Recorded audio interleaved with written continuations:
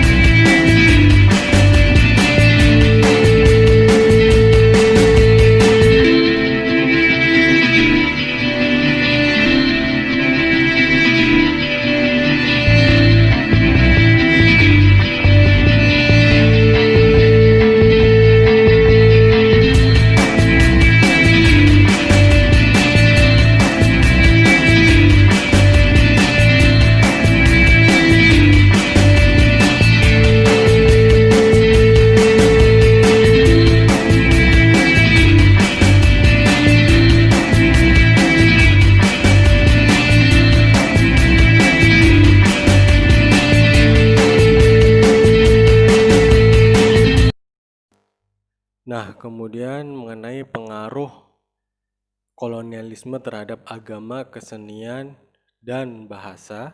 Yang pertama, pengaruh dari Portugis.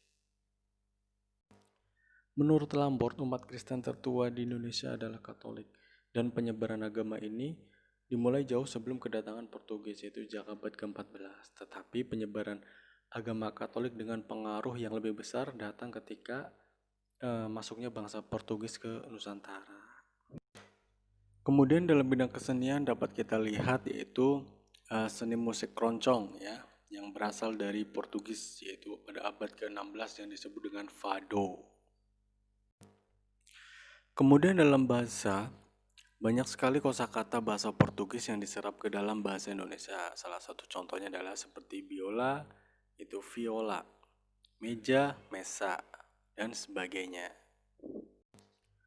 Kemudian pengaruh kolonialisme Belanda adalah contohnya dalam bidang budaya adanya mentalitas inlander atau mentalitas kolonial ya, sebagai mental suatu bangsa yang pernah dijajah. Kemudian pendidikan, bahasa, gaya hidup, berkembangnya agama Kristen, Protestan di Indonesia. Kemudian dalam bidang ekonomi adanya sistem sewa tanah, ekonomi uang, dan sistem kerja kontrak. Nah, yang terakhir adalah dalam bidang hukum, bidang ilmu pengetahuan dan teknologi, dan bidang politik. Ya, inilah pengaruh kolonialisme Belanda di Indonesia.